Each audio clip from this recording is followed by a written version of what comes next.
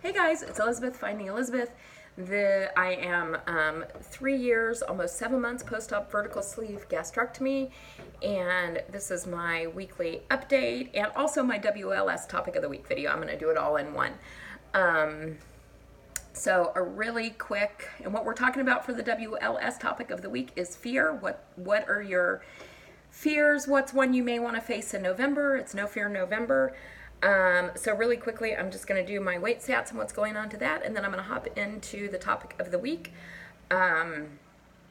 My starting weight in January of 2014 was 402 pounds. I had vertical sleeve gastrectomy with Dr. Gary Bellsberg at Kaiser South Bay on April, and here comes Dale Cooper, because it wouldn't be a video without him. However, we have a new tool with Dale Cooper. Does that mean? I don't think it's mean, because we only had to spray him once or twice, and now he just sees the bottle and he goes away. But I'll put it away because I know you guys like to see him. Anyway, had vertical sleeve gastrectomy on April 14, 2014 at 360.6 pounds. My weight last week was, hi Dale, my weight last week was 209 pounds. My weight this week is 209 pounds, so I have stayed the same, which is fine. It's been a good week. I feel back in control of my food. I have kicked off a 30 workouts in 30-day challenge because I was getting a little slack on my workout. So anybody who wants to participate in that, please do. People have been asking about the rules. It's really what I'm saying is work out hard enough to sweat for 15 or 20 minutes, post a sweat check, and just try to do it 30 days in a row, even if it's a little bit. I know the Thanksgiving holidays come in between this, but really 15 or 20 minutes of sweat you should be able to do any day. And it sort of, I did this a couple times last year, and it sort of kicks me back into gear. But I'm feeling pretty good. I am, like I said, keto-ish. I'm thinking about popping in intermittent fasting and try to stay consistent with that also for 30 days. Maybe I will start that tomorrow. I'm probably going to start it with 12 hours and work up to 16. Okay, Dale, I'm done. All right, fear. Fear has been a huge part of my life for a very, very long time, and it's not how I choose to live anymore. And I have, because there have been a lot of changes in my life over the past few months, Dale, I'm going to spray you. I'm going to spray you. Go away, Dale. Because there have been a lot of changes in my life over the past few months, I found fear creeping back in again, and it's not where I like to live. So I am working on it in many areas of my life, but there's two I want to focus on for the purposes of this video, because I think they in some way relate back to weight. So I'm going to tell you how these fears cropped up for me in the past and how I am going to challenge myself in November. So here's the first one. My grandparents were a very important part of my life, my entire life. I lived with them multiple times. My parents were in college when I was born, and so we lived with them then. So they were probably the most important, stable, and consistent adults in my life growing up. And my grandmother in particular, I think that was the most uncomplicated, true love I've ever known in my life. She was always there. She always loved me, forgave me, did all these things. So there was no reason I should be afraid. But and this was after my son was born, so I think he was a baby. I think he was about 9 months old. We went to visit them in North Carolina. She had Parkinson's, and on this trip, I sort of had a sense. Was this the time he was 9 months or 18 months? I don't remember. But anyway, I had a sense that this was her being in touch with reality was fading in and out. And I knew if I needed to say important things to her, I needed to say it this time. I had spent my entire life, and really up until the last couple of years, being so afraid to tell people how I felt about them. And here I was, knowing that this might be the last time that I was going to have my grandmother and she would understand what I was saying, and I wanted to tell her how much she meant to me and that I loved her, and I was petrified.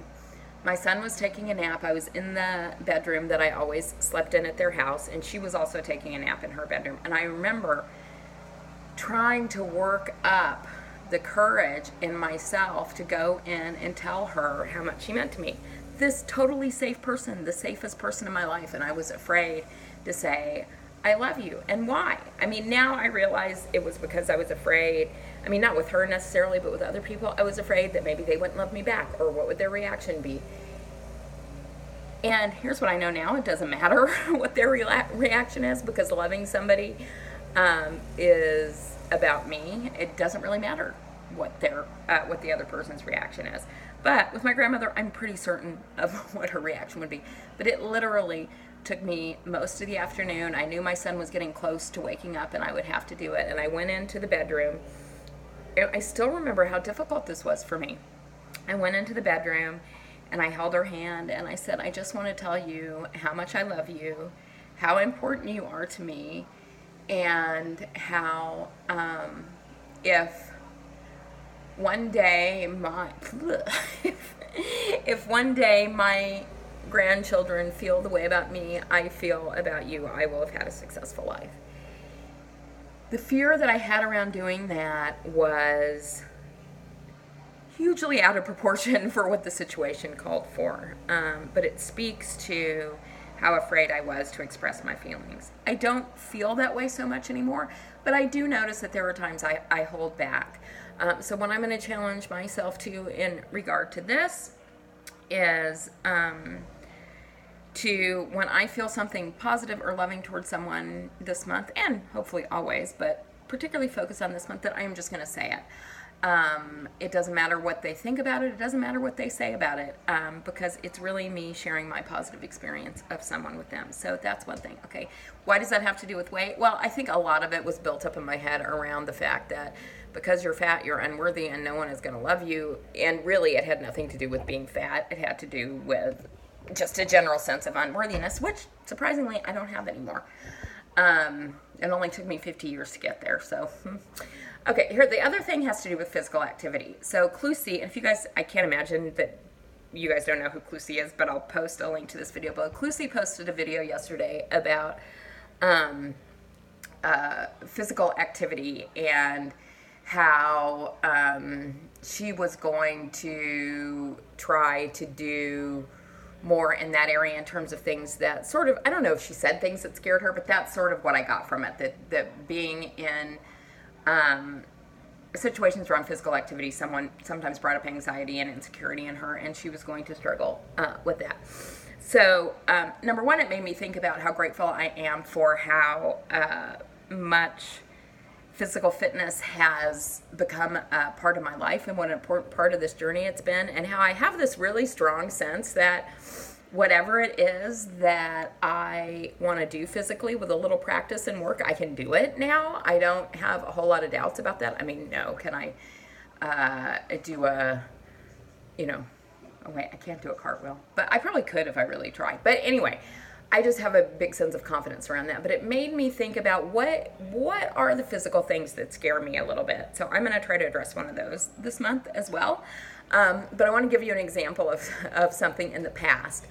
And I may have talked about this in a video before. I had always wanted to learn how to scuba dive. I had always said that was something I wanted to do.